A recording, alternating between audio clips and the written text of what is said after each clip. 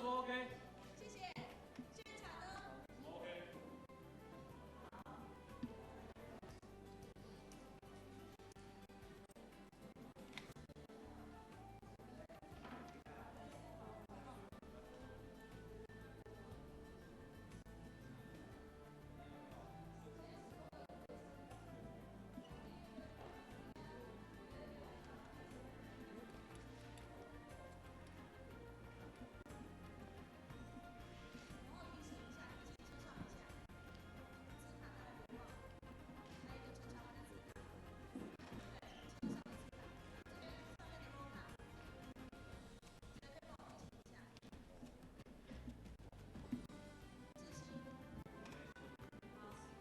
现场的 roll 卡，现场的 roll 卡。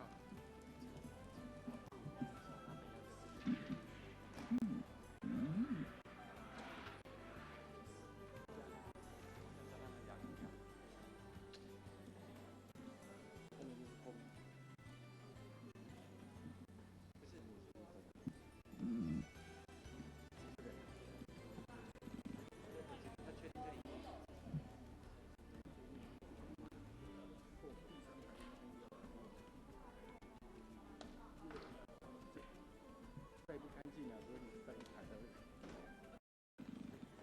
他确定这里有。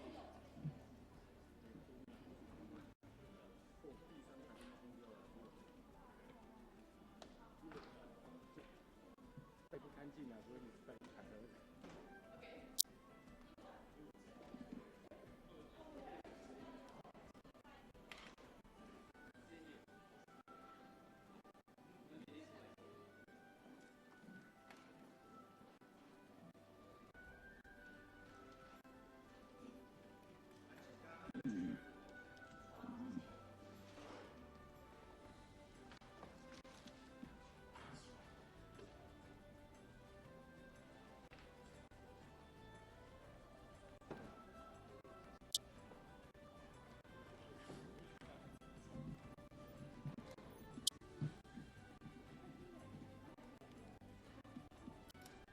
大哥，我经过这里，哦，知道，因为这边太靠近。了解，了解。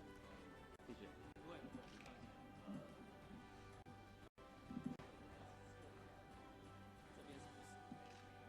我来看一下。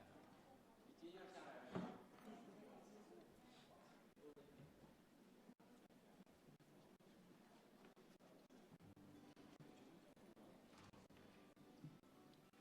中岛是在空。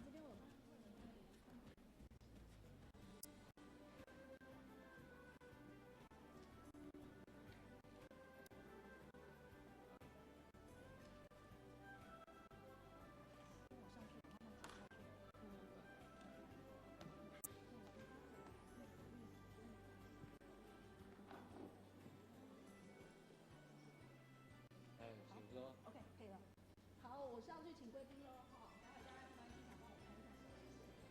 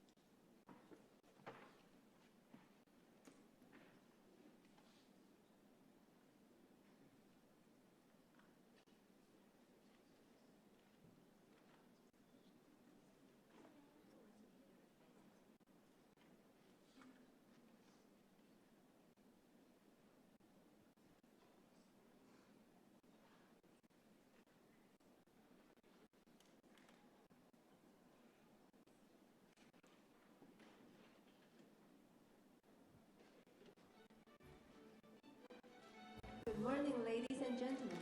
Let's welcome the laureate of 2016 Tang Prize in Rule of Law, Louise Arbour, and our guest, Director of Tang Prize Foundation, Mr. Chen Changwen, former Justice Xu Yishou, Dean of National Taiwan University College of Law, Dr. Zhan Li. Welcome. Good morning, ladies and gentlemen. Welcome to join us at the Master's Forum of 2016 Tang Prize in Rule of Law. We would like to invite Dean Dr. Zhan Li to give us an opening remark. 欢迎詹院长。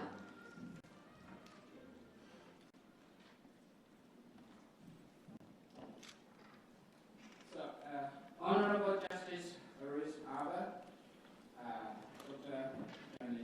Chen, former Justice Xi, and distinguished guests. Good morning. It's a great pleasure for the National Tang University College of Law to hold today's forum. I'm among many people in Taiwan who are deeply impressed by the contribution Justice Arbour has made to the promotion of universal human rights. Over the years, Madame Arbour has been at the forefront of global struggle for better protection of human rights. In 1996, Justice Arbour was appointed Chief Prosecutor of the International Criminal Tribunal for Rwanda in Arusha and of the International Criminal Tribunal for the former Yugoslavian in The Hague. She indicted then Serbian President Milosevic for war crimes. The first time in history a Serbian head of state was called to stand trial before an international court. And she bravely coordinated arrests of criminals who committed grave international crimes. And through those efforts, secured the effectiveness of the modern form of international criminal justice. Her achievements have been widely recognized by the international community, and she is holding honorary doctorates from more than 40 universities. And honors such as Order of Canada, France, and Belgium, among many others. So before I go further, I would like to invite all of us to watch a very short film about Justice Arbour. So now, let's proceed. 谢谢蔡院长。接下来我们来观赏一段Louise Arbour 的精彩影片。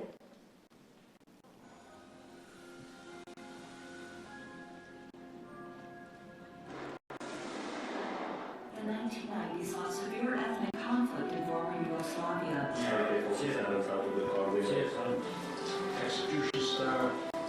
The United Nations Security Council set up a war crimes tribunal. Former Canadian jurist Louise Arbour was its chief prosecutor. Mr. Milosevic thought that he could keep you out of Kosovo. Well, I believe that he can't keep himself out of The Hague. We'll just see. Through conviction and persistence, Arbour turned the ICTY around in delivering justice, culminating in her indictment of former Serbian President Milosevic. At the same time, she was in charge of the UN tribunal to investigate the Rwandan genocide. Sexual violence generally had not been historically prosecuted, but it was important. Now you say a weapon of war. It's part of the war strategy to humiliate the enemy or the population, to demoralize, break out the social fabric of victimized communities where men and women are pulled apart. As UN High Commissioner, she protected the human rights of people in Darfur, Chechnya, Uganda, and others. Now, in her 70s, she's still active in the international legal field and volunteers to help the homeless solve legal disputes in her hometown. Louise Arbour insists on achieving goals through the law and continues to make contributions to human rights and justice.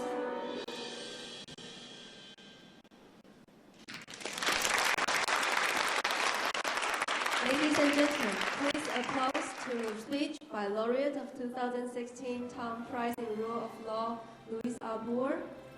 Let's welcome Dr. Arbour's speech, Future Path for the Promotion of the Rule of Law.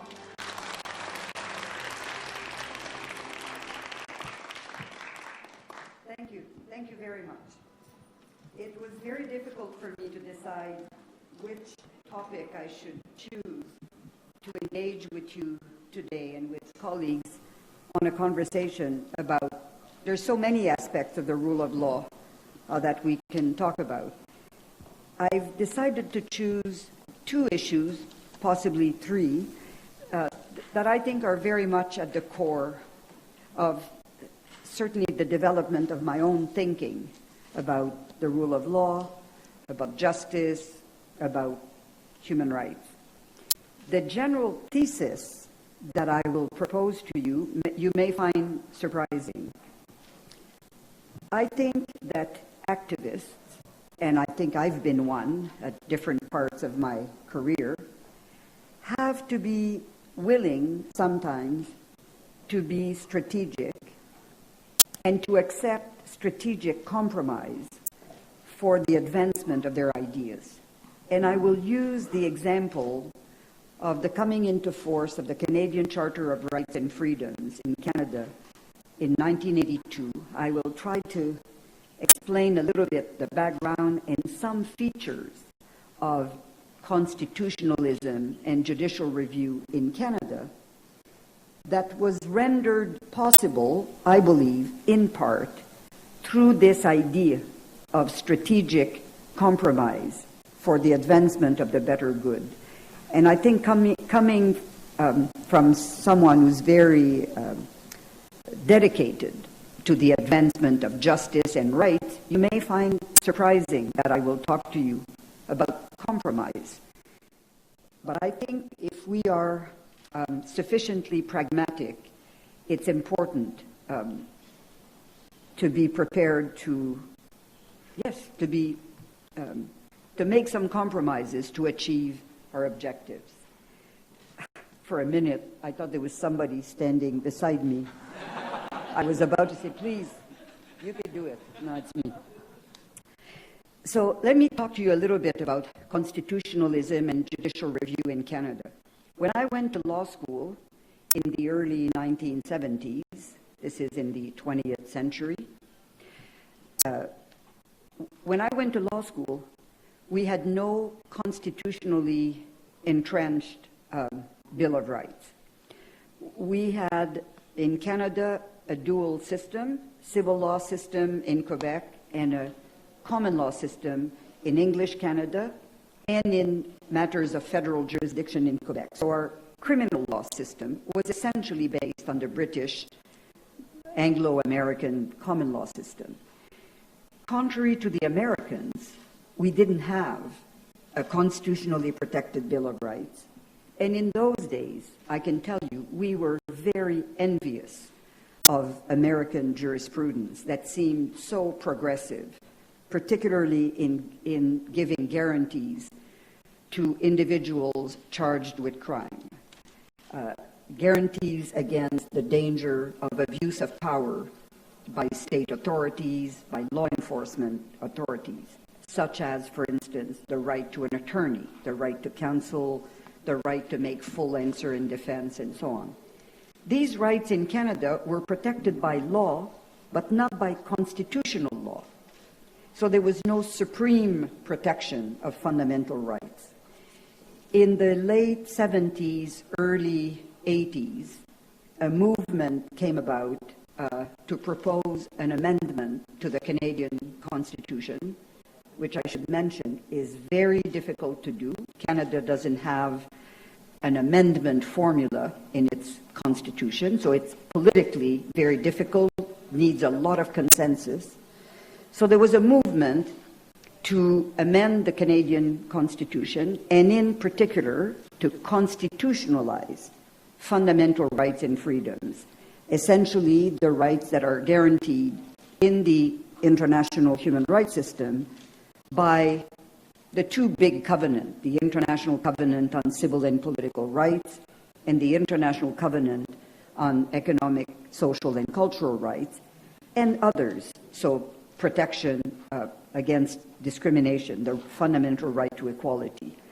In addition to that, the amendment to the Constitution was designed also to entrench Aboriginal rights in a more specific fashion and women's rights, not only as part of a general equality doctrine, but specifically addressing gender inequalities. So in 1982, the Charter came into force.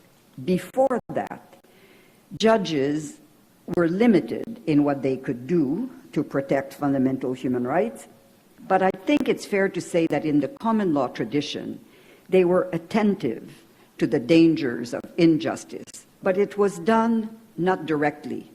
It was done by developing some procedural guarantees. Judges had designed over the years various tools to try to extend as much protection as possible, but without the capacity to essentially challenge the will of Parliament when legislation was absolutely clear on certain issues. They used interpretation techniques, different strategies to try to advance justice and theories of right, but with the constraint of essentially of the supremacy of Parliament.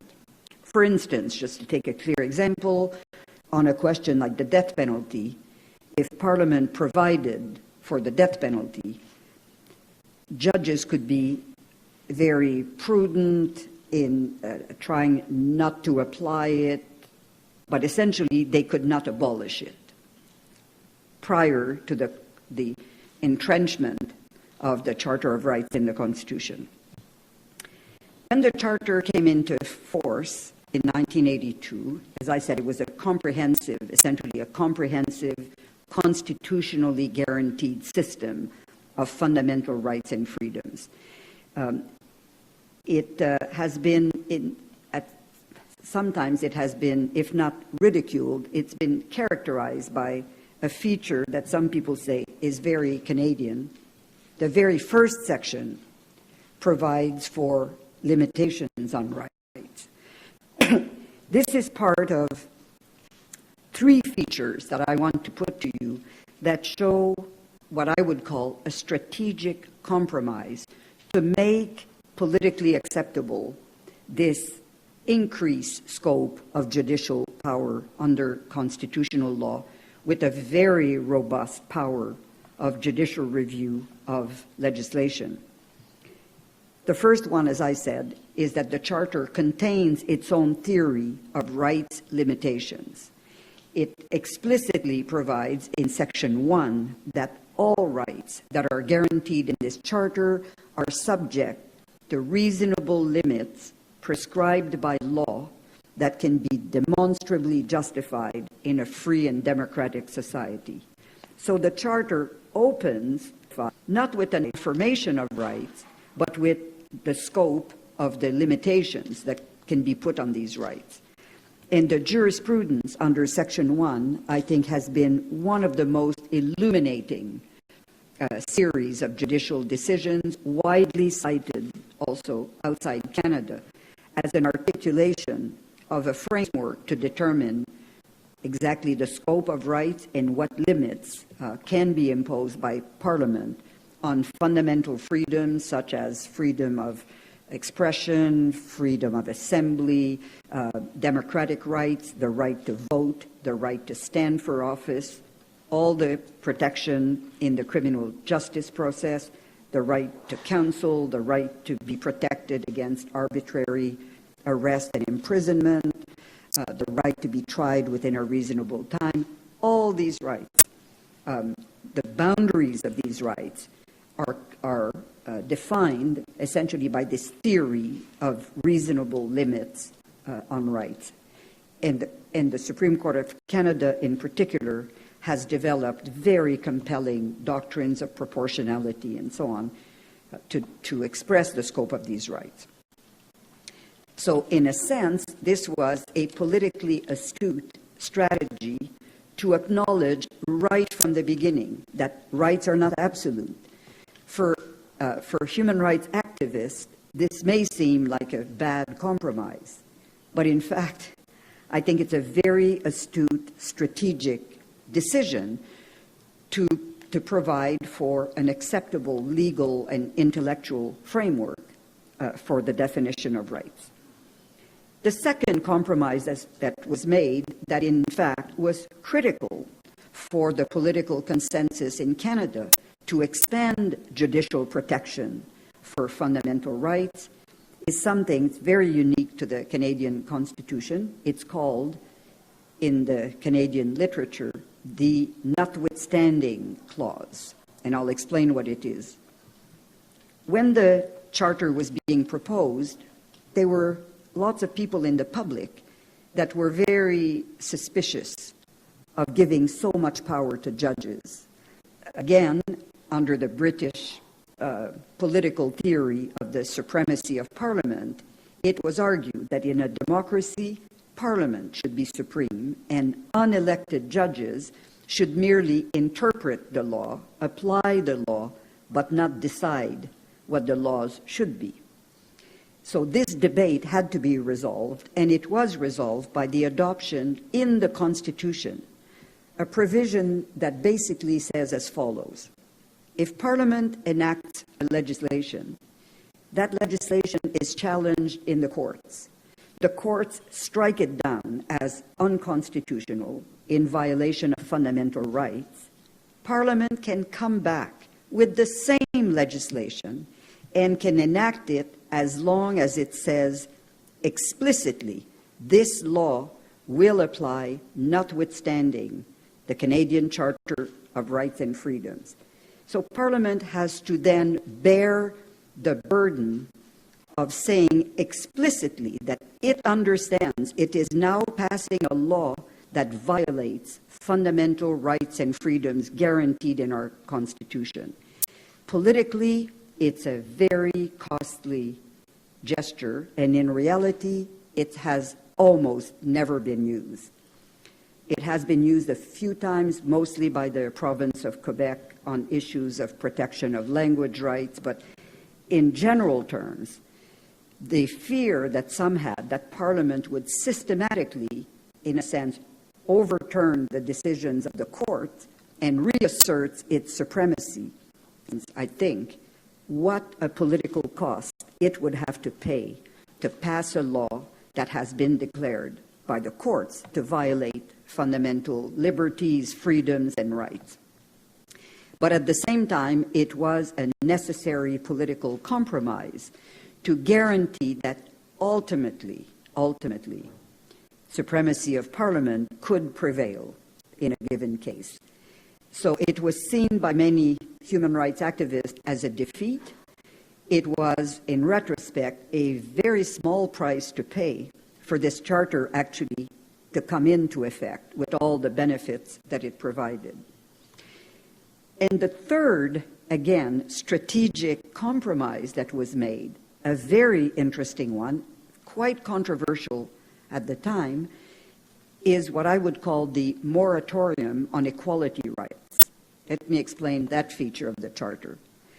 When it came into effect in 1982, Section 15 of the Charter is the provision that guarantees equality and prohibits all forms of discrimination on what are called enumerated or analogous grounds. So discrimination is prohibited on the basis of sex, religion, gender, and other personal characteristics. This guarantee of equality, of course, is at the heart, in my opinion, of the rule of law and of any human rights system. It's a fundamental guarantee of equality before the law, equal protection and equal benefit of the law without discrimination on any of these prohibited bases. When the Charter came into effect, there was a provision that said Section 15 will not come into force for 3 years. So again, a lot of human rights activists thought this was outrageous. The most important fundamental human right would be delayed by 3 years. The rationale for this delay, this moratorium on equality, was to give the federal parliament and all the provincial legislatures and municipal authorities an opportunity to look at their legislation and make them conform with the equality requirement. So instead of having years and years of litigation, the idea was, why don't we give the legislatures a chance to look at their laws with legal advice and fix it ahead of time? That was the rationale. So again, it was a compromise. It delayed the equality jurisprudence by 3 years. The unintended benefit, which in my opinion ended up being absolutely crucial for the cultural shift that judges had to undertake to become the guardians of fundamental right and to embrace fully their judicial power of review of constitutionality of legislation, the unanticipated benefit was it gave the judges 3 years to rule on cases that they were much more familiar with.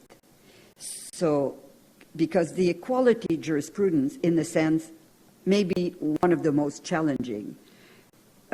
For judges to decide on these kinds of issues requires penetrating into essentially the political, social fabric of society. I'll give maybe one of the best known examples, the question of gay marriage. If a case involving gay marriage had been the first case to come before the Supreme Court, say in 1983, I'm not sure we would have seen the progressive result that we saw years later. The first cases that came before the courts were cases where the court was more comfortable. They were, for instance, the common law criminal procedure protection rights that all of a sudden were elevated to constitutional status. But judges were used to dealing with these issues, right to counsel, illegal search and seizure, the exclusion of evidence illegally obtained. They had dealt with these issues at common law, so intellectually and juridically, it was a framework within which judges were comfortable even taking it a step further under constitutional protection. So when 3 years later, the first equality came up, challenging, for instance, laws that provided for mandatory retirement from employment, say at age 65, being challenged as discrimination on the basis of age, a prohibited ground. Judges already had 3 years of exploring constitutional judicial review and designing the tools of interpretation that made it easier for them to deal with these kinds of issues that were very novel for the judicial system. So these are 3 examples that I think is worth keeping in mind to show how sometimes even activists should be smart and strategic in advancing a desired result. And these 3 examples, which seemed like undesirable compromises, ended up, I think, being the backbone of a very robust system of judicial review that we have in Canada. This was complemented, I think, by developments led by the Supreme Court of Canada on the guarantees of judicial independence. I'll say just a few things about that. I think you cannot have a sophisticated system of constitutional rights protection if you don't have a very high-quality judicial system. And that actually starts in law school. You need very good quality legal education that encourages critical thinking, innovative thinking, development of a methodology of approach to legal issues that goes beyond the mastery of existing rules and norms. So you need good quality legal education. You need, again, a credible judicial appointment process, judicial selection process. You need for judges security of tenure. For judges to take courageous positions, they need to be very secure in having a lifetime appointment, again in Canada with mandatory retirement at age 75, but that's a reasonable provision. And you need adequate compensation for judges and a prohibition against Parliament restricting or reducing the remuneration of judges, either their salary or their compensation benefits, so as to put undue pressure on the judiciary. And this leads, I think, to a full understanding that the judiciary is a branch of governance. And I use that expression. I don't like the expression, the judiciary is a branch of government. I think it's a branch of governance, which is very different. I think the legislature and parliament are led by the government of the day. The judiciary is a completely independent but full partner in governance and engages in a dialogue on a lot of difficult social issues.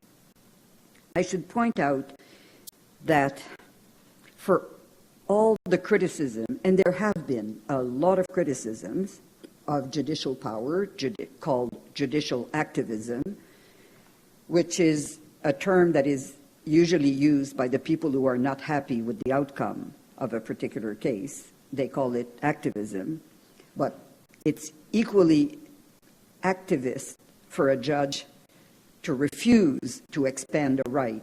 There's nothing more activist one way or the other. It's usually denounced by those who reject the judicial decision. But for all the criticisms that have taken place, I think it's fair to say that today in Canada, I can make 3 remarks. The first one is, even though we've only had this Charter of Rights since 1982, it is now owned by the Canadian public as a national treasure. I think Canadians define themselves very much by this framework of constitutional protection of fundamental rights. The second one is that for all their criticisms of judges, parliamentarians find it very convenient to avoid deciding difficult social issues, controversial social issues, and letting the courts have the first cut at making the decisions. We used to have in Canada a criminal prohibition against abortion. This was struck down by the Supreme Court of Canada as unconstitutional in the way that it was configured in the criminal code, essentially as an absolute prohibition against abortion. And Parliament never came back to regulate, to give a framework to regulate access to abortion. In the same way, very recently, a very difficult social debate on medically assisted suicide. So, dignified end of life through medical assistance, particularly for people who are at that point so incapacitated that they are unable physically to end their own suffering and want to turn to assistance from the medical profession. A very, very controversial, very difficult social debate, which ultimately was resolved by the Supreme Court of Canada. And it's after the court gave the guidance, making it permissible under certain conditions for people to have recourse to medically assisted suicide. Now Parliament is coming in to give effect to that decision. So these are, and there are many other examples where, in a sense, Parliament was quite content to let the court decide. And frankly, the value of that is not an abdication of democratic majority rule.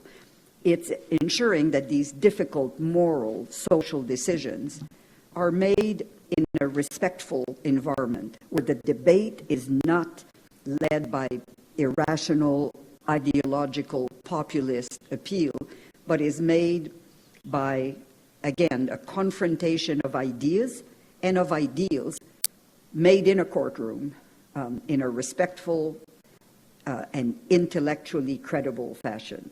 So I think it has elevated a lot of these difficult debates, the fact that they take place in the courtroom.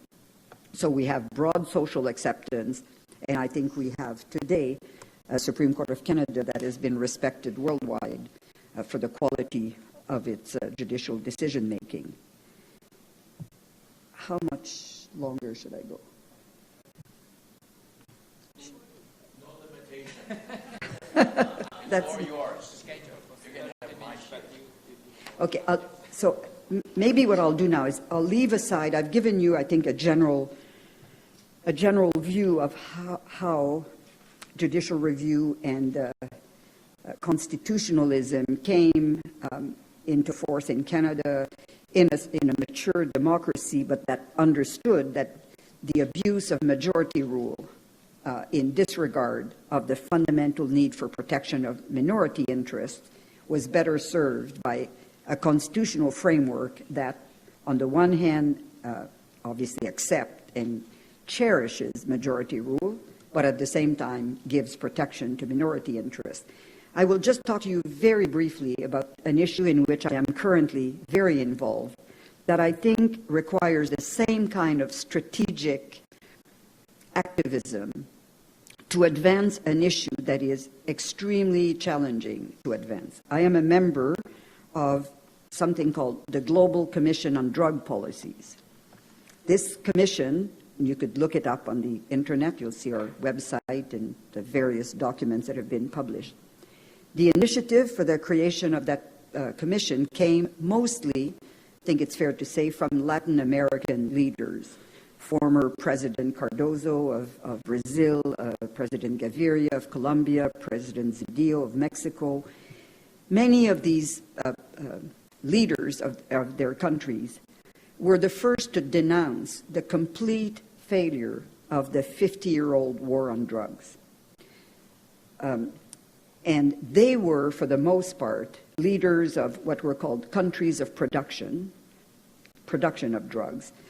And it's their population that bore the most of the burden of the failure of the countries of consumption to control the consumption. So you had countries of production, transit, and consumption, all of which were suffering devastating effects of this worldwide, internationally entrenched policy of absolute repression and absolute prohibition. And at the initiatives of these Latin American leaders, this particular group was formed. It's now a very blue-chip commission. It has as its members people like, ranging from people like Kofi Annan and Richard Branson and me, and a lot, again, of American leaders, Ruth Dreyfus, former president of Switzerland. So a very broad-ranging commission.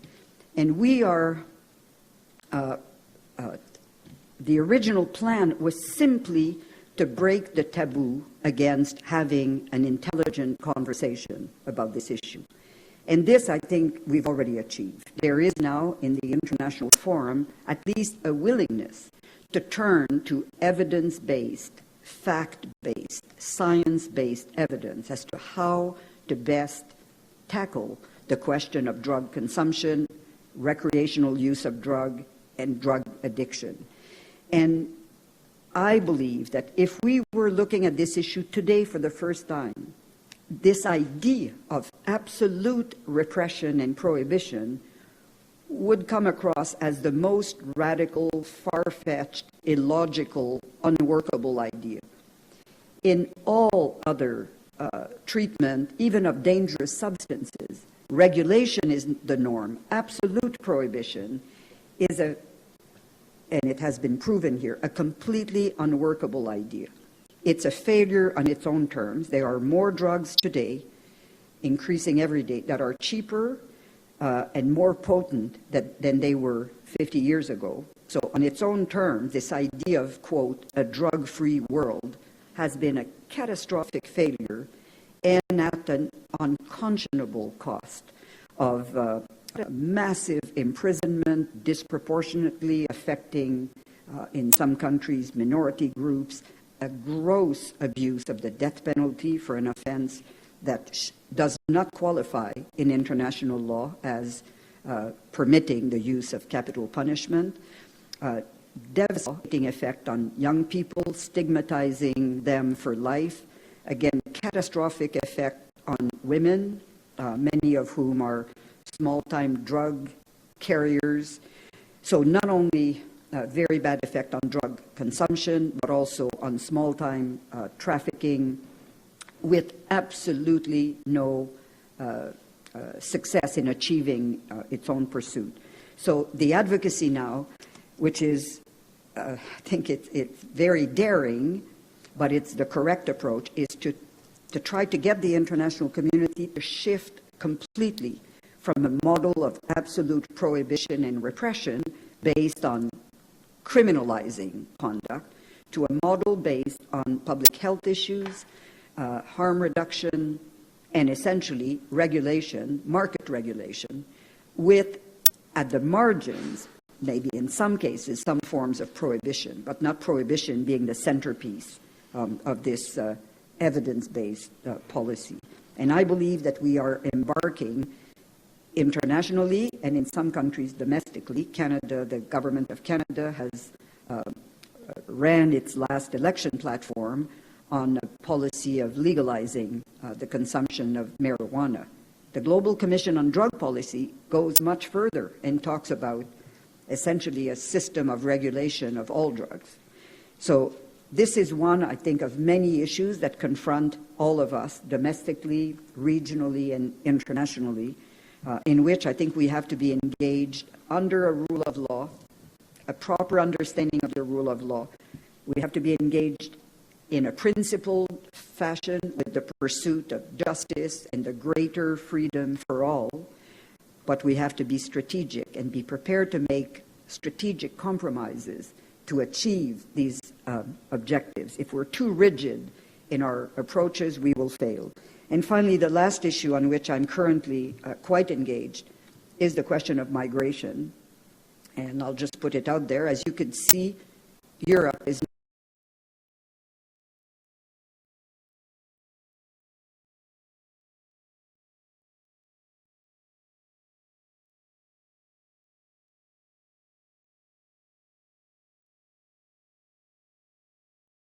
a continent like Europe, a continent of 500 million people, is crumbling at the prospect of taking in a couple of millions of suffering people fully qualified as asylum seeker under the Refugee Convention. This, I think, puts into question the good faith of the Western world's commitment to the advancement of human rights.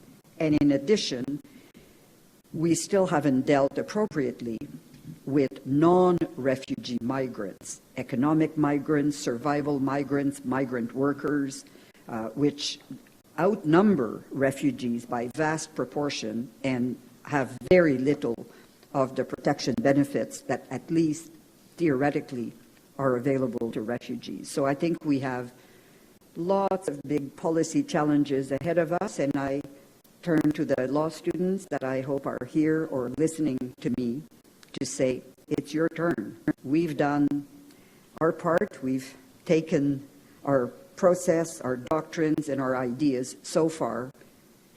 The future is up to you. Thank you very much. Thanks for the amazing sharing given by Dr. Arbour. Please have a seat. 那接下来我们进行座谈时间。Now let's welcome our panelists, Dr. Louise Arbour, Mr. Chen Tangwen, and former Justice Xu Yuxiu, and Dean of College of Law, Dr. Zhan Senlin. 接下来我们请与谈人分享关于 Dr. Arbour 演讲的一些想法。那时间交给詹院长。Thank you very much, Honorable Justice Arbour, for your very informative and inspiring speech. We have two prominent panelists, discussants here with us, Dr. Attorney Tang and former Grand Justice of our Constitutional Court, Dr. Xu. So, shall we start with, lady first. So, please, former Justice, Dr. Xu.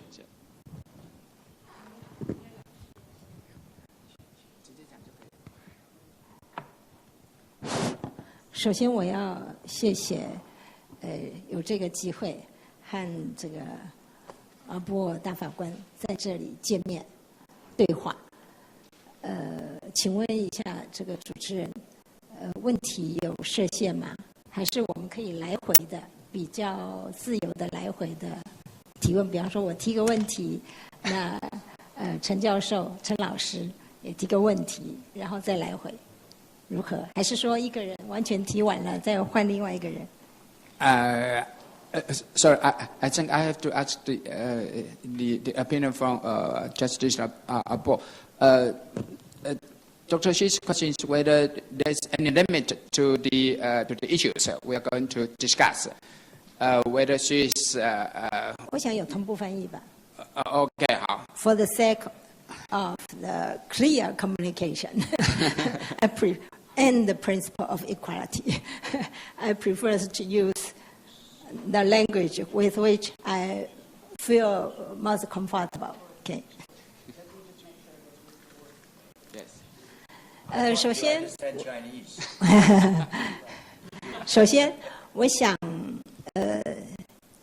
阿波尔大法官在后面提到毒品的时候，提到。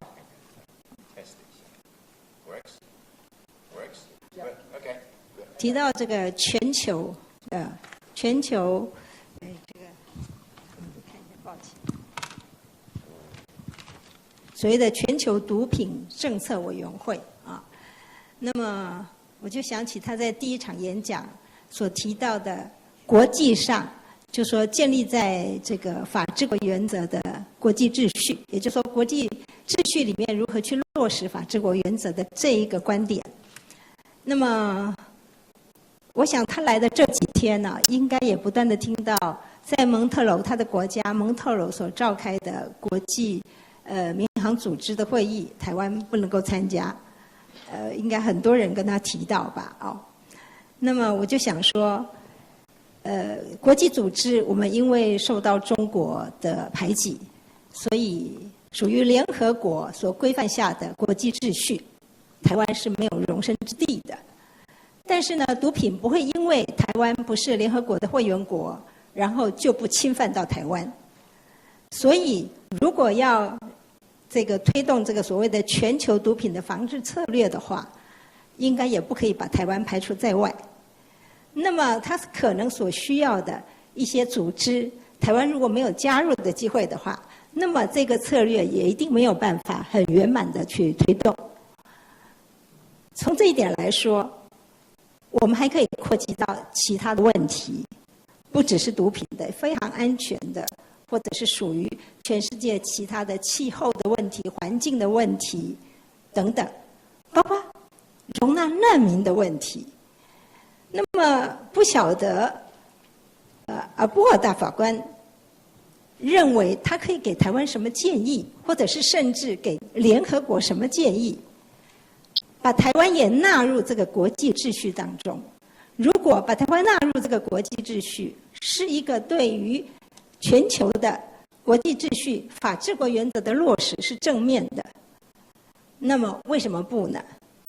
我相信，如果台湾能够纳入这个体系，对于所谓的国际秩序里面法治国原则的落实，应该是有帮助的。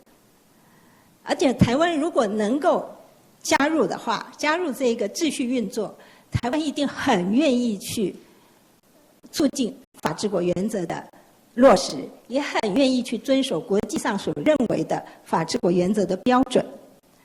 那么对双方来说，我想都需要策略。那不过大法官作为一个在国际间行走非常有经验的人，而且总是在所谓的国际人权的最前线去捍卫人权的人，不知道他是不是可以给我们一些策略上的建议？因为今天主要是谈策略。谢谢。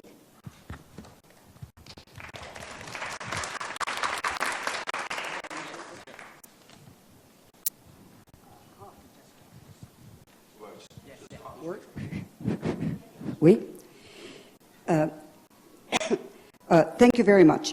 Let me say maybe two things about this really important question.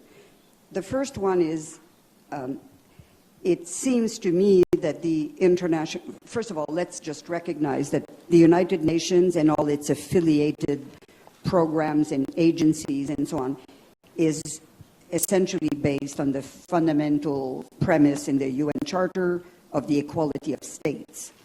And it cannot purport, I think, to be a forum or an institution that truly represent all the peoples of the world, because many of them are extremely poorly represented by their own government. So it's an organization of states.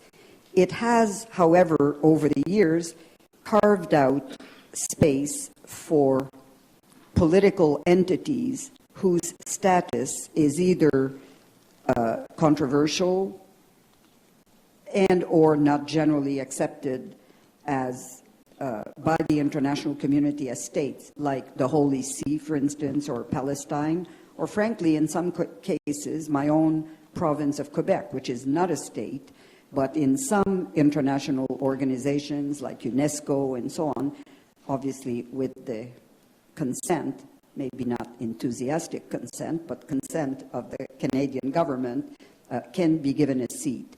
One would have thought that in organizations where the global good is so important, such as civil aviation, a policy of inclusion of the greatest number of players would be highly desirable. So whatever the method of accommodating Taiwan having a seat at the table in the same way that the Holy See, for instance, the Vatican, has an observer status or a seat of some sorts in some international venues, I think it makes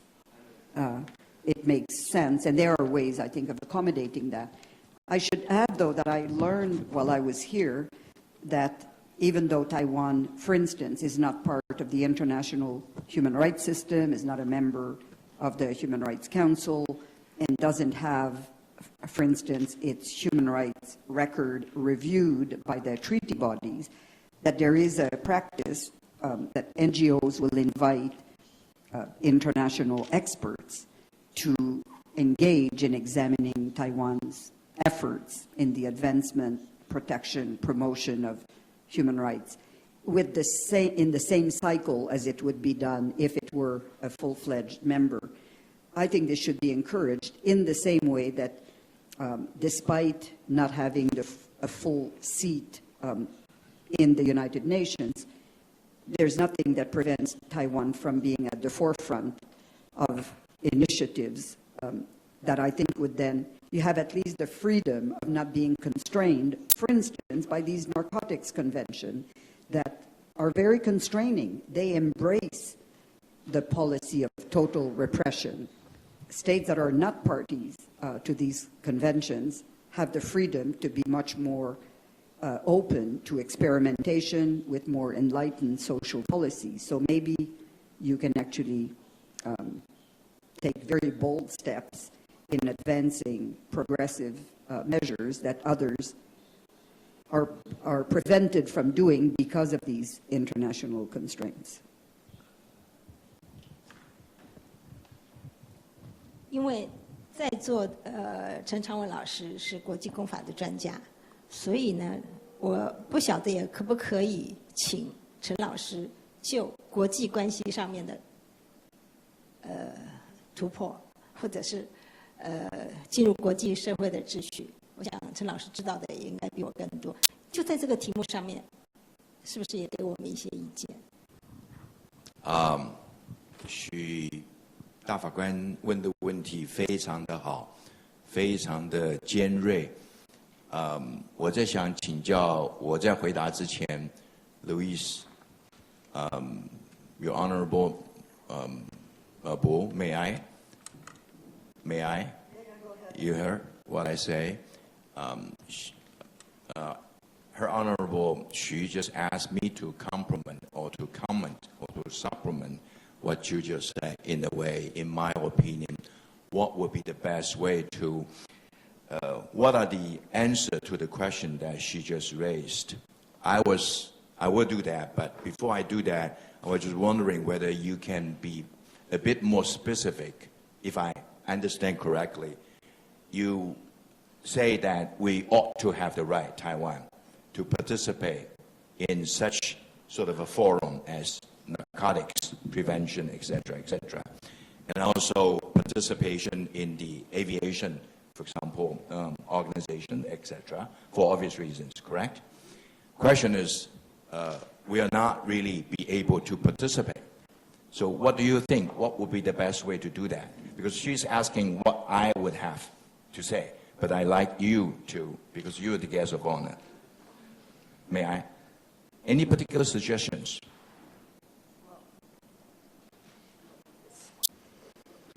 You do understand what I'm saying? Yeah, I understand. Unfortunately, even though I'm the guest of honor, I'm probably the one with the least expertise. You have obviously given a lot of thoughts about I do. how Okay. to Now, advance let me give it a that. try. Give me, you're right, I'll tell you what your chances are. Give me your strategy, I'll tell you if I think it's going to work. Wonderful. Okay, we're on the same line then. Apparently, Her Honorable former Grand Justice Xu Yixiu made a very good point and also a good question. A question of law, a question of international politics, or even a question of domestic politics. All depends what we're talking about. We're now really talking about international law, international organization, international order, etc., etc., under the United Nations auspice, ICAO1 and OWHA, another one, etc., etc. It's a matter of international politics. It's a matter of domestic issues. International politics in the sense that what's the relationship between Taiwan and mainland China. That's on the one hand. And also, what are the roles of these two? That is Taiwan on the one hand, mainland China on the other hand. The roles and the positions of these two parts within the United Nations framework. And the fact, of course, is quite clear. That is, since 1971, the seats of China in United Nations, which was formerly represented by the government of the Republic of China, say in Nanjing, when United Nations was formed, and then later the same government in Taiwan after 1949 until 1971 by UN General Assembly resolution, the Beijing government has taken over the seats of Taipei. Ergo, therefore, all the so-called international organizations under the United Nations, you can talk about all the others, like the ICAO, for example, we talk about. Certainly, I mean, Taiwan's position, Taiwan's seats were taken over by mainland China in Beijing. And without mainland China's blessing and support, apparently the United Nations, including, I would say, perhaps the country of Canada, would not really be able to do much to allow what you and I were talking about, which is something that we all agree that a place like Taiwan or a country like Taiwan or part of China or China, okay, all depends what we say, because within Taiwan, you know, people really have different opinions on who we are. It's a very long story short, right? But primarily, my question is, the facts of life in international politics is that Taiwan is not able to participate in activities of all the organizations under the United Nations without the blessing, acquiescence, not to mention support of government in Beijing. So, including, for example, the government of Canada would not really do much. So what do we do? I think, to me, I think certainly, because one thing is international politics. For those of you sitting here, I assume most of us are students in law and students in politics, could be, and also even students from mainland China. We all have to understand what Louise just mentioned, strategic compromise. When we talk about compromise, Grand Justice Xu, compromise in the sense that on the one hand, we can appeal to Canada, to United States, to UK, to Germany. Please, you should understand Taiwan, who we are and what we have been doing. We have been doing tremendous things, not only for ourselves, but trying to contribute to the world. And as such, let us have the opportunity or let us to share the responsibility so that the world can be better and better. Because even though we are small, we have 23 million people. We work very hard, etc., etc. But even with such appeal, it doesn't necessarily end up with a condition or a scenario which we would prefer. That is international reality, international politics. What is international politics reality we're talking about? We're talking about, on the one hand, is international. If we talk to Canada, to United States, UK, you cannot do much because you have to deal with mainland China. Our brothers, our sisters. All depends who are the bigger brother, who are the bigger sisters. And for that reason, I will answer your question in specific. If we can really maintain a cordial and friendly relations with the government in Beijing, which is something that we enjoy over the last 8 years. And for various reasons, which is something we know well. Louise may not know that well, but anyway, the change of the government in Taiwan, which is routine because this is a democracy, right, and makes the relations between Beijing and Taiwan.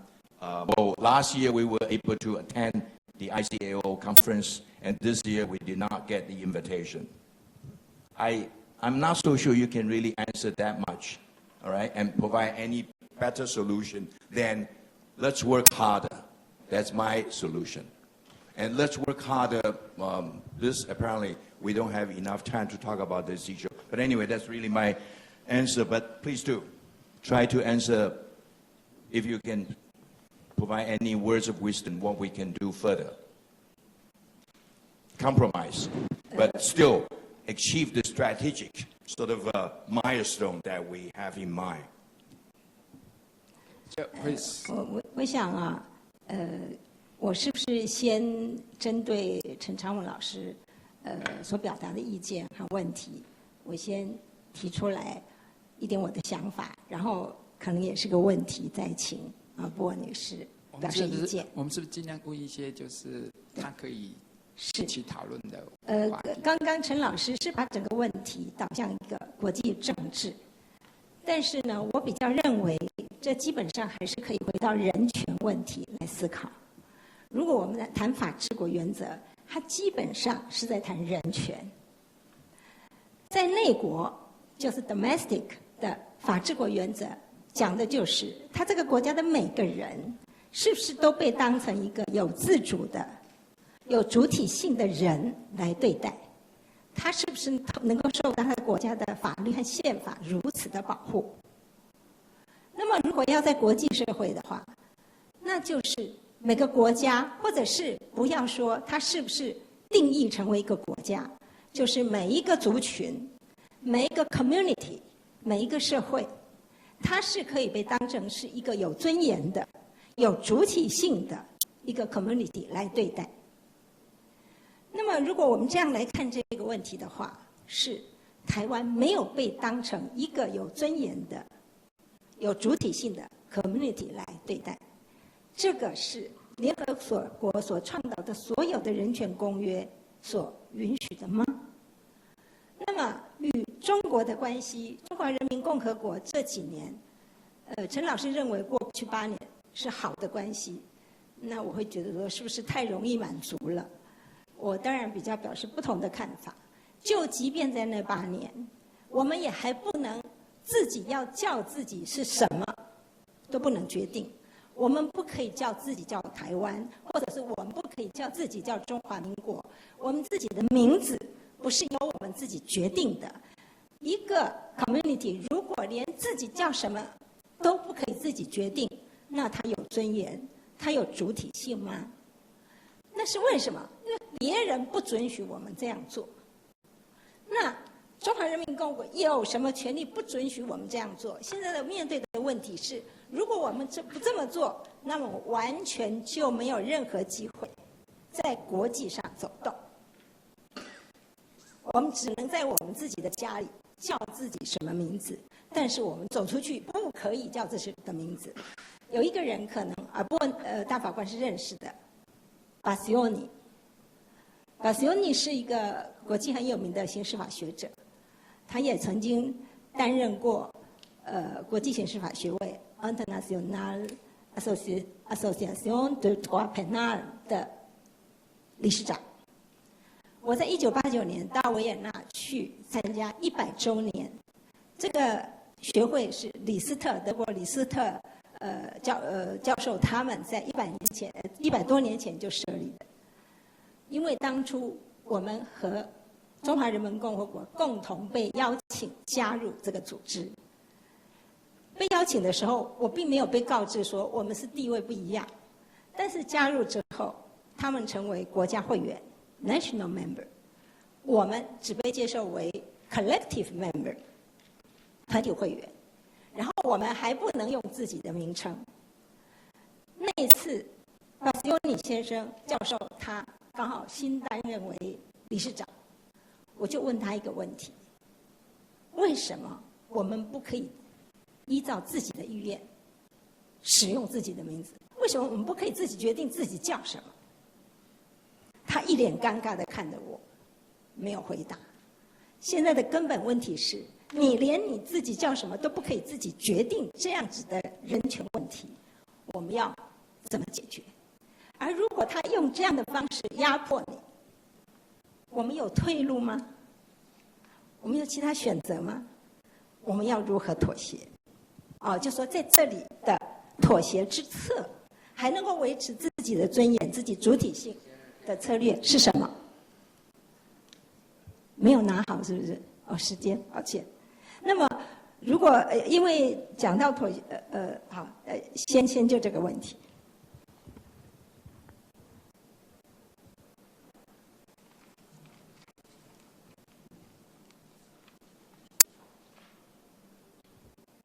I think you raise very difficult questions. We have an international order that is not only far from perfect, but has been in need for reform for a very long time. Lots of focus on the need to reform the Security Council, and there is no question that they are remnants of prior conflict that have left large segments of population either inadequately represented or not represented at all in international venues.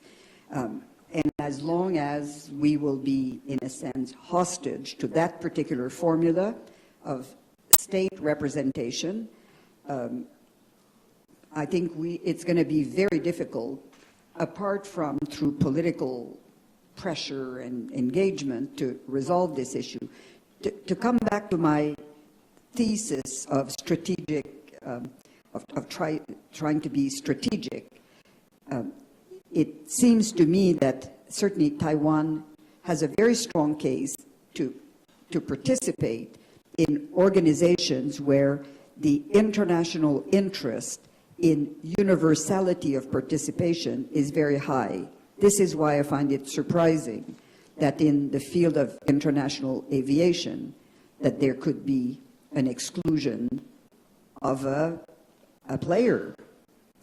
In the same way, if you think of the World Health Organization, these kinds of UN agencies, in my view, should be particularly inclusive if we have to deal, for instance, with global pandemics. It doesn't make a lot of sense to use political principles or rules or interest in keeping out partners who need to be enlisted for the greater good. Getting a seat in the General Assembly may be way too ambitious, but I think pursuing participation in some of the UN funds, programs, agencies, where I think a more compelling argument can be made. And as I said, there are other precedents of, I don't want to say non-state actors, but states whose status is either unresolved or disputed, like the occupied territories. There are other regions, as you know, the former Yugoslav Republic of Macedonia cannot call itself Macedonia because of Greece's objection. I mean, there are still a handful of countries or political formations whose political status internationally is still disputed.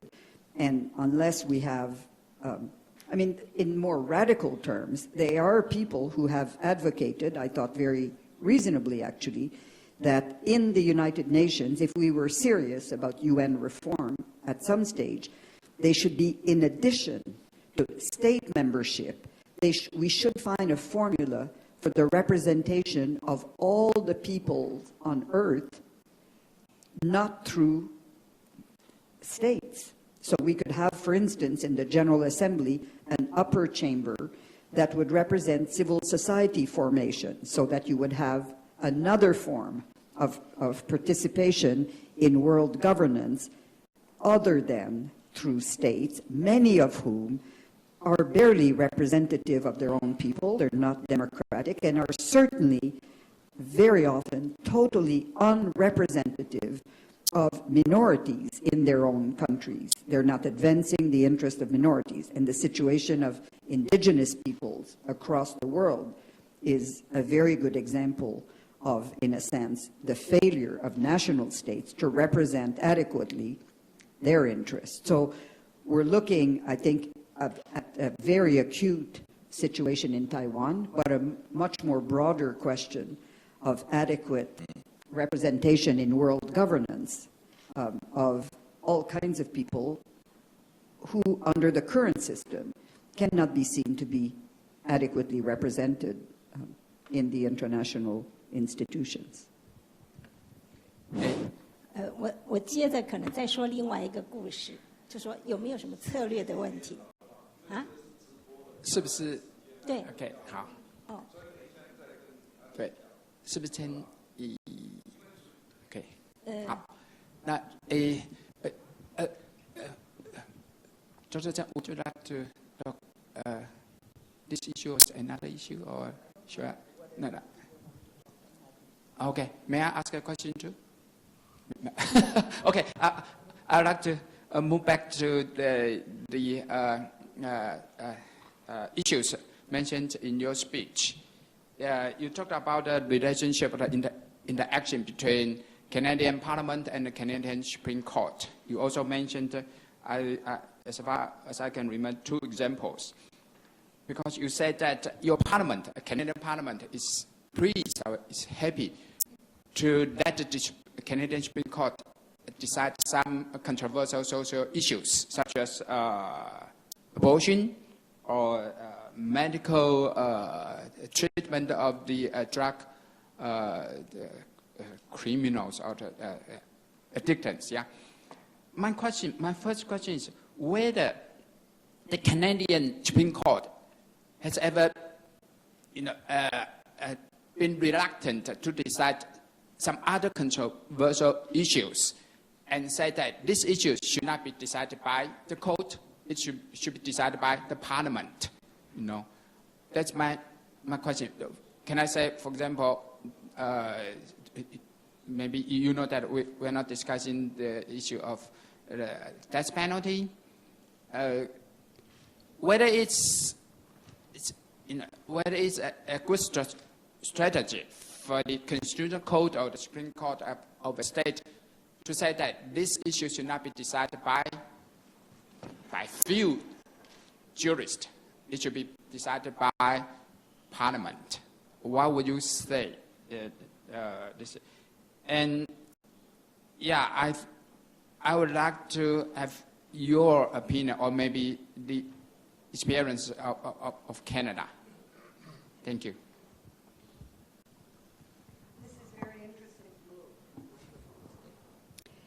Yes, this is very interesting. I'm trying to think of examples. There's no question that the courts will very often send the issue back to Parliament. So sometimes the court will say, for instance, if a particular law is being challenged as unconstitutional, sometimes the court will say, this is unconstitutional, and this is what would be okay. Other times the court will say, this is unconstitutional, and then send it back to Parliament to navigate, because there could be lots of options. If there's only one option to make it constitutional, then the court may do it. This is in all the doctrine and the jurisprudence about constitutional remedies. So the court can just strike down the legislation, and then, as in the case of abortion, there's a vacuum. Parliament didn't come back, and the court did not, quote, legislate. It just said, this criminal prohibition against abortion is unconstitutional, struck down, and did nothing more. In other cases, the court will write in a provision to cure the constitutional defect. For instance, if a law said, I'll give extreme examples, but men can become police officers. Well, the court would say, well, it has to include women. So this is unconstitutional, so we will write men and women can become police officers. Because there's only one choice to make it comply with the equality provision. But Normally, if there's any question about a policy choice, the court will send it back to Parliament. This is part of this theory of dialogue, you know, that, for instance, on this question of medical assistance to suicide, one of the issues, so it starts with, there was a provision in the criminal code that said no one can assist someone else in committing suicide. That was the law. The Supreme Court of Canada said this is unconstitutional. But then it gave guidance to Parliament, basically saying a person suffering from an incurable disease, producing unbearable suffering, should be entitled to obtain medical assistance. Now the big debate is, does that person have to be in the terminal phase of his life? Or can that be done early, for instance, the day of diagnosis? So this is now sent back to Parliament. Parliament will make a decision. Maybe this will be challenged again. It may come back to the court, and the court again will have to decide whether the parliamentary choice meets the fundamental right. The right that is at stake here is the right to life, liberty, and security of the person. That's the fundamental human right that is engaged here, the right to personal autonomy. And so there's a lot of back and forth. And so the court will be quite deferential as soon as they see that there are options for Parliament to take it back. And when I say Parliament is very happy to let the court decide, most parliamentarians would not admit that. They said, no, we take our responsibility very seriously. But in reality, on issues where, particularly when they know that public opinion is very divided, they're very electoralists. So I don't think they would agree with me. They will dispute that. But I think in reality, they're often quite content to push the issue to the courts. Thank you.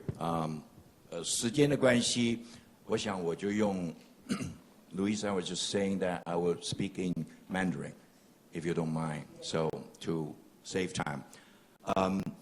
时间的关系，今天的讨论应该是非常非常的精彩，但是我不晓得可不可以 propose 我们时间如果可以延长一点的话，这个请主办单位考虑。但是重点回来，我有2个题目想讨论。第一个是还是想回答徐大法官刚才的问题，但是我很简短的说。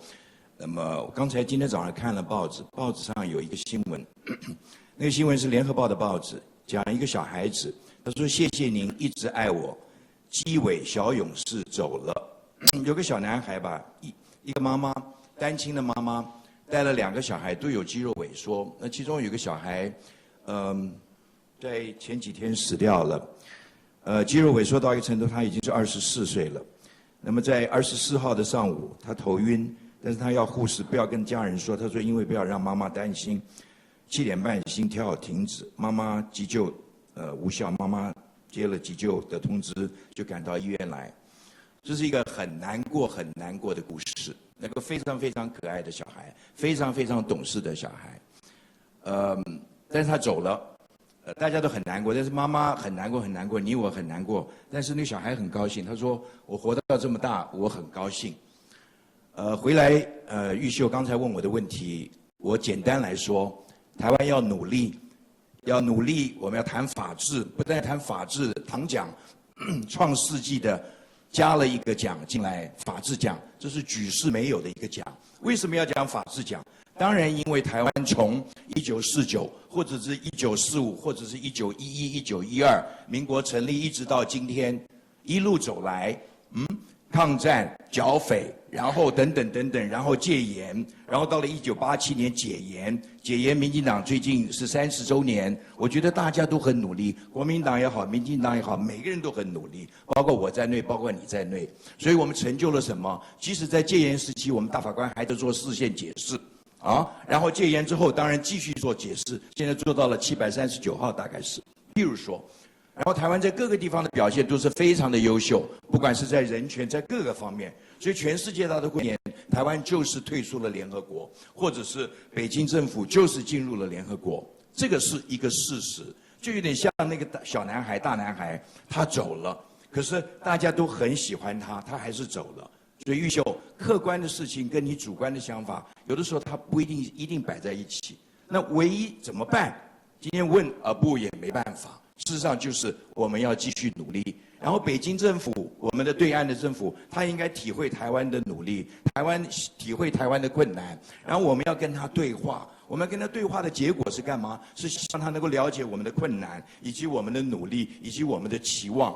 我在这里我要说，我一直是主张一国良治，优良的良，这是一个题外话，我就讲到这里为止。那至于国际友人，他们眼睛很亮，他会看到究竟是什么最好。那大陆的13亿人也会看到什么样子是最好。然后我们自己当然更要重要一点，我们要自己问我们自己 ，Are we better off？ 我们真的什么都比较好吗？回来我另外一个题目想讲的法治奖，唐奖的法治奖举世无双。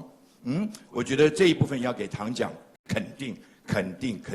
为什么在台湾的对全世界发出的这个唐奖的项目除了永续发展、汉学、生技医药，还加了一个法治奖？因为我们觉得这4个奖项都非常的重要。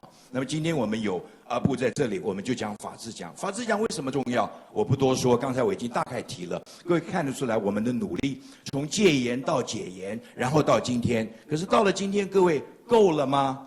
刚才阿布讲的话里头，我听出来很多。他大概告诉我们在加拿大，它的法治所谓的 rule of law 的发展是什么？各位在座的朋友，以及非常多不在座的电视机前面的观众的朋友，去体会法律跟法治这个2个中间的差别很大。我记得德国的总理默克尔这位女强人，那位女士，非常美丽但是非常强的一个女士。她在清华大学，应该是2、3年前，跟北京的清华大学的同学们讲话的时候，她说：“我们在德国，我们相信所谓的法治，也就是法的力量，是要比有力量的人的法律要强。”这句话去体会那是什么意思？这句话的体会的意思，就像是我刚才跟各位分析的，即使台湾在戒严时期，大法官会做违宪的解释，也就是所谓的司法解释，哪个法律违宪等等，更不要说解严之后，这个解释继续再出现。所以这是台湾的一个法治的发展。但是今天各位你我看到我们法治真正到了那个程度吗？就像刚才 Louise Arbour 跟我们分享，在加拿大曾经有一段时期，80年之前没有，甚至80年之后也未必有。他说82年有个 charter， 甚至到了90年代，我记得阿布他因为在加拿大有一个女性的监狱，就是完全是关女的刑事犯的一个监狱，那个监狱发生了暴动，而那个暴动呢产生了一些状况，那军警就进去，譬如说镇压里头就产生了对于女性这一个刑事犯的，我觉得应该算是歧视，如果不是侮辱的一些行为，阿布就奉命做一个报告。那他做了一个报告里头，他讲得很清楚。他说，直到我这个报告出来之前，狱政机关其实都是掩瞒了很多的真相。那是90年代了，各位同学。那么各位朋友们，台湾我们的法治发展不错，我们只能说我们在进步。可是我们的司法真的得到老百姓全部的信任吗 ？No。当然并没有，这是为什么我们要做司法改革？我们司法改革会成功吗？我刚刚听阿布讲，我感动的很多，我觉得很重要。他第一个强调是什么？各位，他说在加拿大司法，我觉得加拿大、美国等等，他特别推崇美国，我也同意。为什么？所谓司法并不是政府的一个 branch。他说，司法是一个独立的机关，司法跟政府之间的关系是合伙的关系，我们是一个朋友的关系，我不是你的一部分。可是各位朋友、各位观众朋友，特别是我们要进行司法改革的朋友们，要去体会。刚才阿布也提到了，我们的法律教育非常重要，我们的法官的人格特质很重要。我们法官是不是有所谓的创新？我们的法官是不是有热情？我们法官是不是真正的只是看法律，而不看法律后面那个法律的背景？法律背景是干嘛？就是希望透过法律创造人类的幸福。而这个幸福是什么？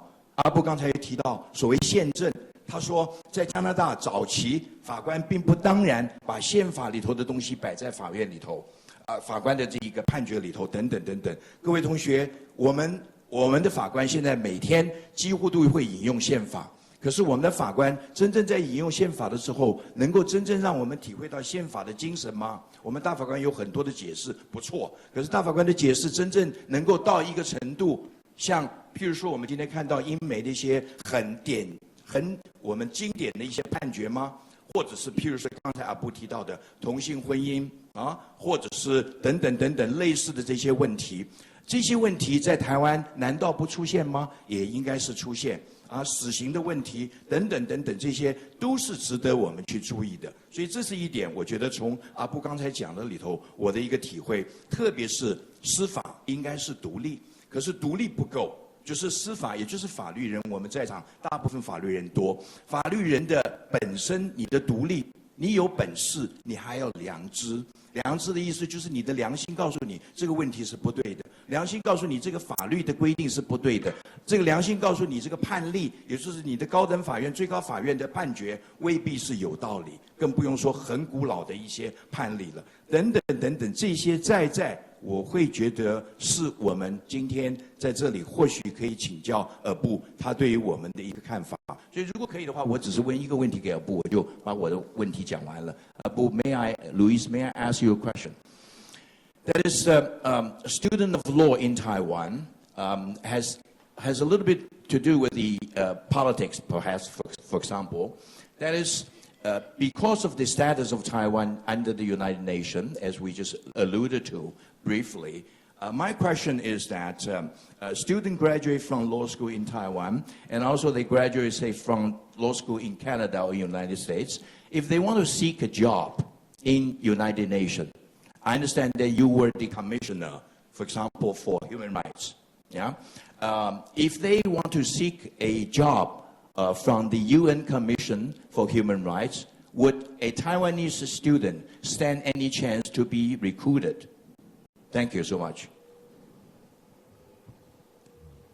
Unfortunately, I don't know the answer to that question. I think the answer possibly is no, but I'm not sure. And the reason I think that is because, as I understand it, certainly in my own office when I was the High Commissioner for Human Rights, the question of nationality played a part because they are quotas in the UN system, so that some countries don't become overrepresented, and the quotas are supposed to be a reflection of the financial contribution that the particular country is making to the organization.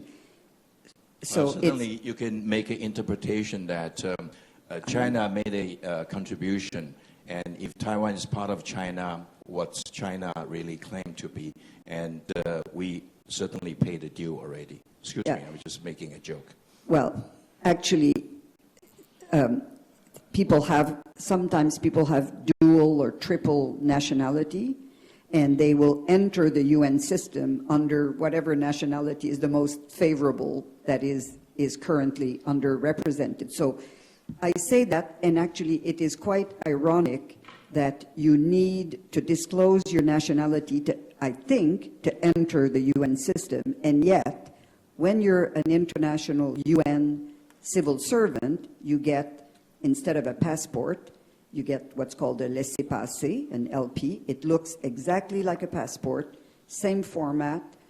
If you are at a certain rank, as I was at the rank of Under Secretary General, you get a red laissez-passer, LP, which allows you to travel everywhere. It's exactly like a national passport, except for one thing. It shows your picture, it shows your age. The only thing that it does not show is your nationality. Okay, good enough. Thank you. Okay, thank you. I think we will let our audience have some questions. Yes. 对不起。陈老师的这个问题，刚好就是我刚刚接着其实要讲的一个故事，我一定要把它说完，因为这也牵涉到联合国的策略。时间对。我再讲一个故事。2007年，我曾经到海牙荷兰的海牙去参观3个国际法院。我有一个朋友，非常好的朋友，我相信 Louise Arbour 大法官也认得 ，Stefan Tresser。他曾经在后来当过Louise Arbour 曾经担任检察长的那个审理前南斯拉夫战犯的刑事法庭的法官。因为他的关系，所以我可以在一个下午很快的参加3个国际法院、国际法院、国际法庭，还有一个是国际刑事法庭，还有审理前南斯拉夫战犯的国际刑事法庭。我还甚至在开庭的时候看到他们开庭的过程。那么，我们难免去问这些法官来这边当法官需要具备什么资格？我这位朋友他在这个他是现在欧洲人权法院的前身国际人权委员会的理事长，他当到1994年。他现在是住在瑞士的贝尔。然后呢，他直接告诉我，我说具备什么资格？他说你没有资格，因为你的国家不是联合国的会员国。这不是一个很友善的说法。我没有回答他，但是我心里想，那就有2个策略啊，一个就是我改变国籍啊，另外一个呢，联合国改变他的法官任用资格。如果法官是需要独立的，那么如果是属于他们会员国的国家的法官，他难免会做万一自己的国家或者是友好的国家，他难免就会比较有意见上面的摇摆。如果是那种不是联合国会员国的国家的这个所谓的 social community， 他能够的人可以去当法官，那他一定就是很中立的，因为他没有利害关系的冲突。所以其实联合国是可以考虑的，在他的人员的组织任用的这个资格里面，这种规范里面可以做某种程度的放宽，让不是会员国的那个地方的人民也能够在那里面有担任职位的机会。这样的努力是没有意义的吗？这就是我要请问波尔大法官的，因为他有机会到联合国去说话，我们是没有机会的。那说不定改变这种规则，某种程度放宽这样子的规则，也是一个策略，也是一条途径。那么接着我可能再交代一下平等权。我们先让他回答一下，然后我们再。Would you like to answer the question or have some comment?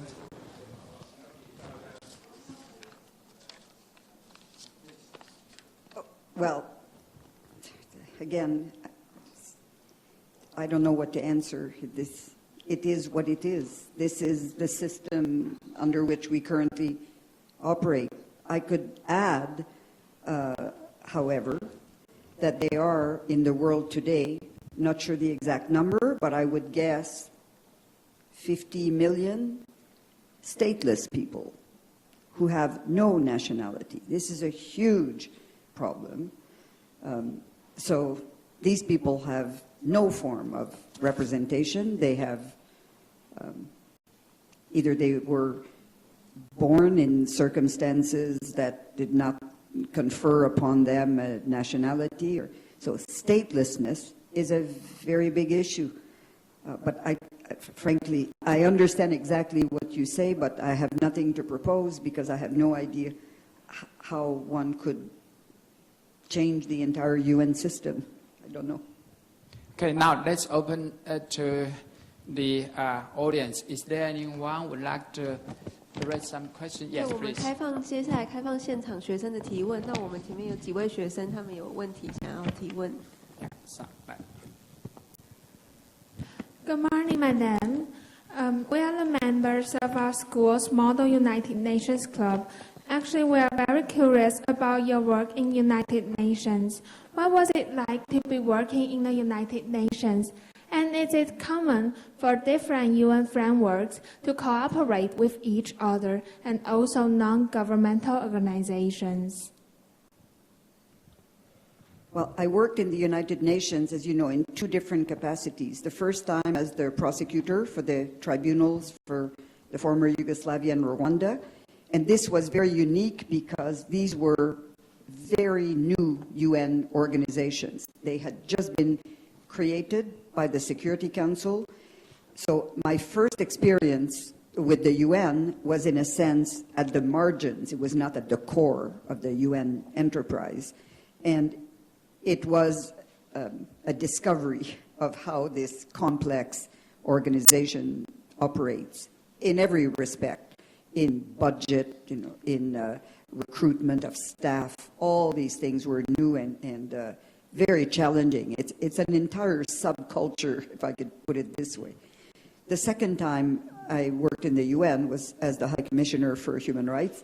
This is actually in the heart of a principal organ of the United Nations. As you know, the UN has the General Assembly, the Security Council, the Secretariat, the Secretary General, and the team that works under him or her one day, we hope, and the International Court of Justice. These are the four principal organs.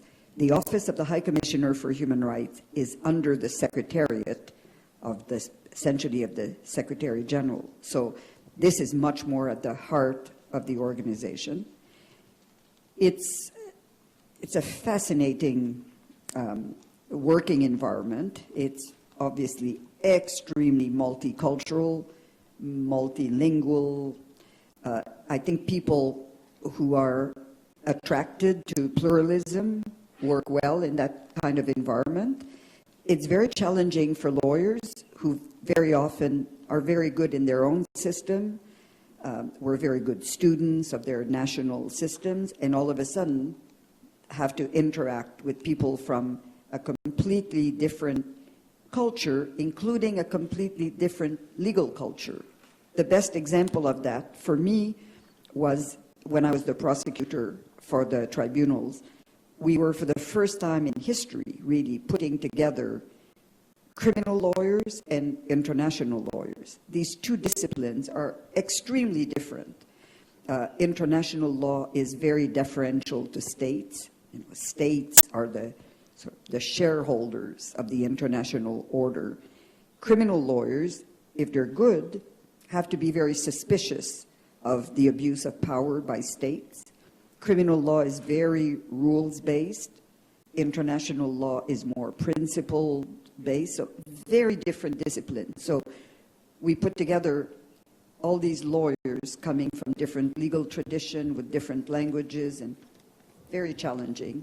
And in the UN system, the same thing. The acceptance of fundamental human rights is very different depending on people's religious affiliation or background, culture, tradition. So it's quite an exercise in accommodation, understanding, advocacy, trying to persuade others to join one's point of view. It's a fantastic working environment. But I should say, to come back to the original question, there are many environments in which people can work internationally that are not the United Nations. There are many large international NGOs.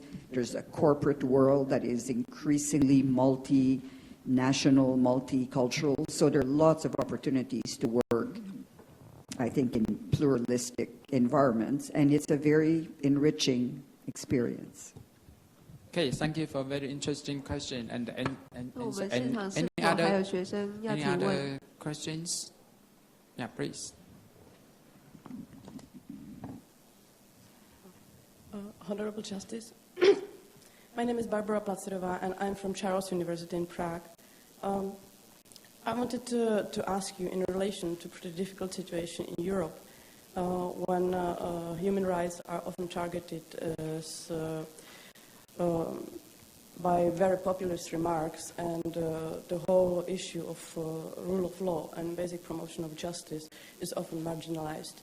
You, during your career, was able to achieve great things for promotion of justice. So I would like to ask you, what would you recommend for promotion of rule of law in current Europe? Thank you.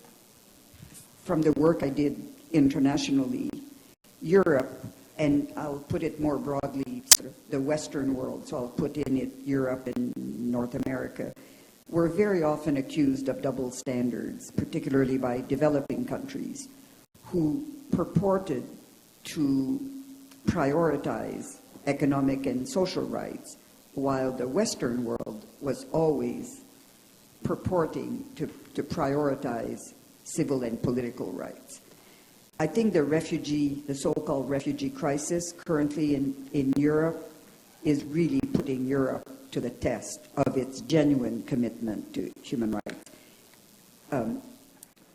Europe very often would look to developing countries, rightly so, I think, pushing them to advance on fundamental liberties, freedom of expression, to open up their societies to more pluralism, to political participation, in a sense, asking them and their leaders in developing countries to do something that is hard for them to do at this stage of their development. Today, Europe is asked to do something that is hard for it to do. So this is the time, I think, to call on Europe to make the kind of effort that they are expecting others to make in a different context, admittedly, more in... I think Europe currently is in the midst of a multiple crisis, identity crisis, economic crisis, political uncertainty. It's kind of a perfect storm of discontent and uncertainty. And frankly, in my opinion, what we see as the agenda of these radical terrorist groups that are challenging the West and challenging Europe, I think their strategy is exactly what we see unfolding, is to destabilize these European regimes and make them self-destroy. They don't have to, these radical groups don't have to militarily overcome Europe. They have to challenge Europe in such a way that it will itself abandon its commitment, again, to open society, to pluralism. It will embrace an extremely strong security agenda, close its border, and in a sense, surrender its values. It's a very disturbing phenomenon, particularly since, in many respects, it's working. You see the West essentially self-imploding. I'm exaggerating. We're not there yet. But I think that's exactly the strategy, is to get the West to abandon what has been historically, I think, its greatest strength. That is an investment in freedom, in liberty, in inclusiveness, in tolerance. And now this challenge is getting the West to slowly, slowly erode and repudiate all these values and protections that it purports to be cherishing and wanting to export. So I think it's really important that that strong moral and political leadership emerges to push back against what is essentially a very self-destructive model that I think Europe is being confronted with. Thank you. Any other questions? Yeah, so please. Good morning, Madam. As we're talking about the activism, mainly about activism today, I would like to put the emphasis on social movements. In 2014, the civic society has been very active in Taiwan and Hong Kong, as seen in Sunflower Movement and Occupy Central Movement. They have reflected the citizens' strong concern about the government's policies. How do you view the role of social movements in counterbalancing the power of the government? I think these are, they're essential. They're an expression exactly of these fundamental rights, the right to freedom of conscience, freedom of expression, freedom of assembly. However, I think we need to be careful to ensure that these forms of social protest eventually merge with electoral democracy. In other words, street democracy is important, I think, to be a vehicle for expression of dissent or discontent. But we've seen, I think, in the so-called Arab Spring that the power of street democracy is limited. It very rapidly can degenerate into an invitation for repression, including military repression. So I think we have to nurture these voices that are a bit chaotic, but that are a very legitimate form of political expression, of engagement in a democracy, but eventually they need to be channeled through political formations and eventually through a more orderly change of government, because the alternative, as I said, is street democracy, which leads invariably to a call for public order and, in extreme cases, for military regimes. So, again, to be pragmatic and strategic, I think one has to understand the environment in which, and what are the tolerable limits of this form of engagement without triggering at the terrible cost of violent repression by states. Thank you. 石院长，你有没有什么问题？Any other questions? 1 minute. Okay, please. 我有一个问题想请问 Louise， 就是关于法院的判决的不同意见。各位同学、各位朋友了解，在我们台湾的法院的判决，除了大法官会议，如果我们说它是判决的话，大法官会议里头有不同意见，也就是说法院的判决，包括大法官会议的决定呢，有一个决定就是一个决定，所以在大法官会议里头，在我们的制度之下，15个大法官有人可以有不一样的意见，就是反对的意见，也有人赞成这个结论，但是他从不同的角度切入，所以有不同的理由。所以唯一的例外在我们的法律体制里头，就是大法官会议会有一个决定，这就是解释。可是这个解释呢，允许不同的意见，允许协同的意见，这是一点。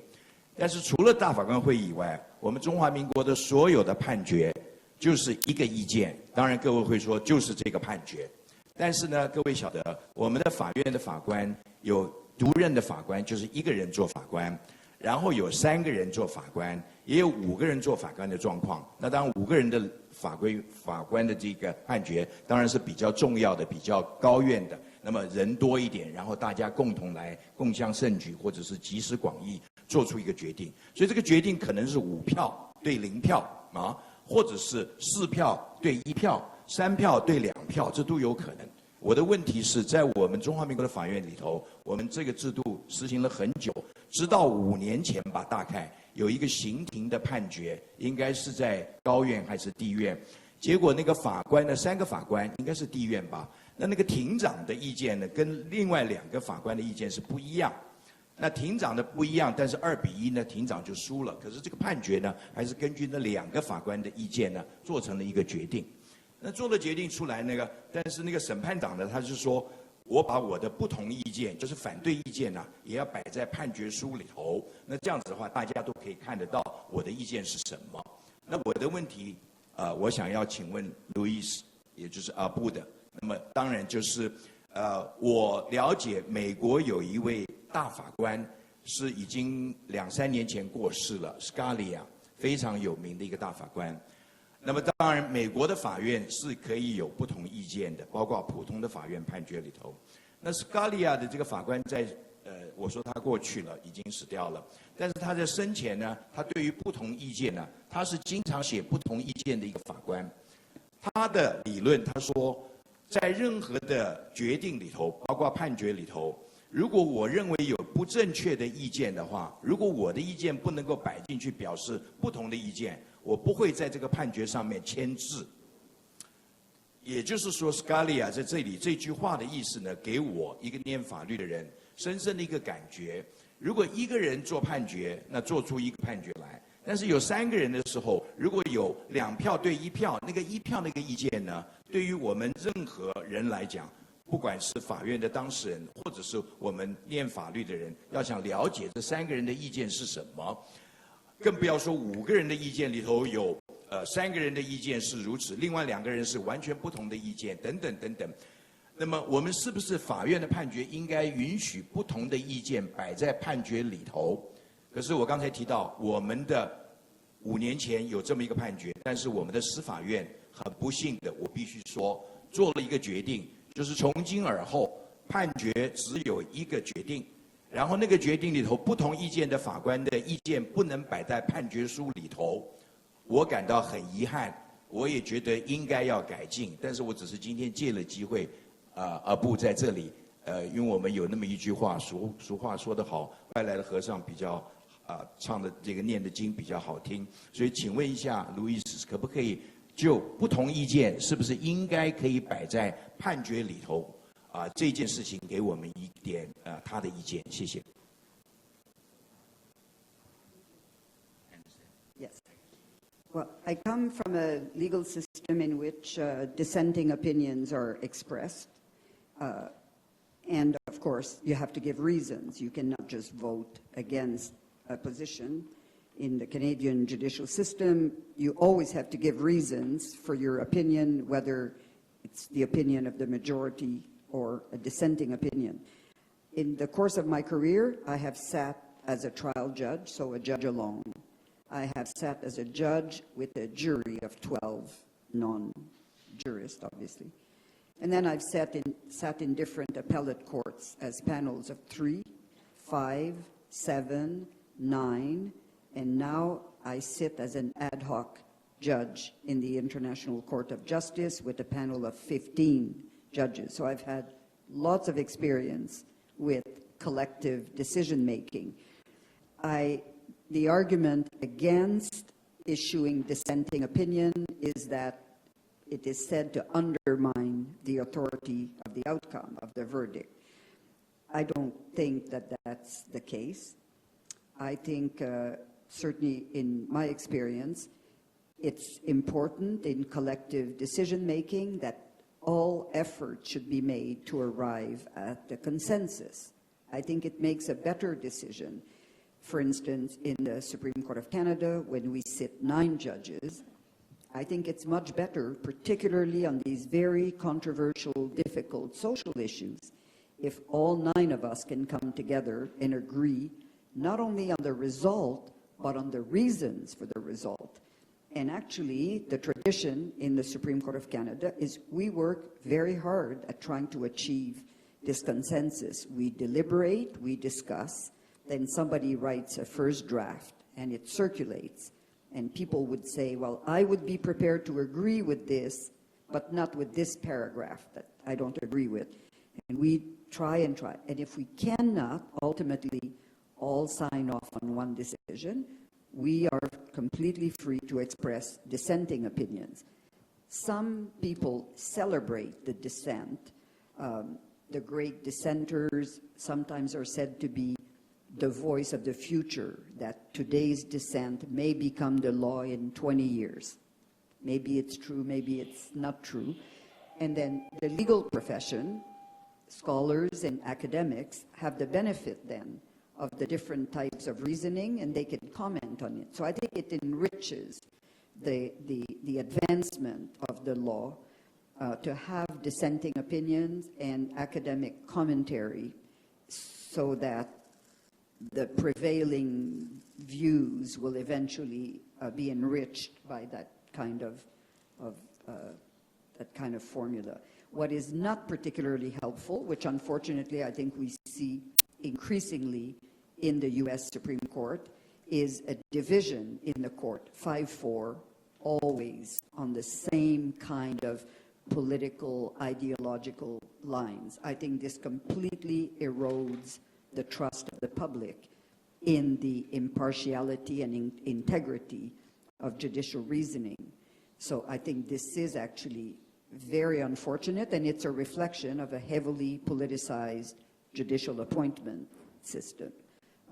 Fortunately, this has not been the case historically in Canada, and I really hope we're not going to move in that direction. OK， 你要讲吗？那我们谢谢主持人及各位语坛人的精彩的观点。Okay, I can feel the strong desire of the audience and panelists to go further. However, I also look out into the strong wind brought by Typhoon Maki.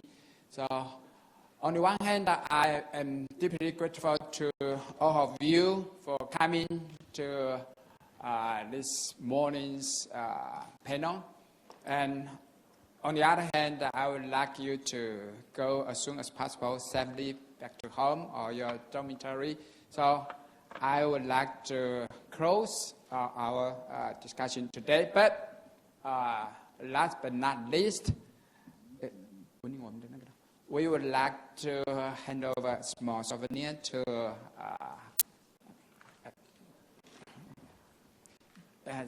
Honorable Justice Arbour, just as a memory for your wonderful speech and discussion today, 26 November 27.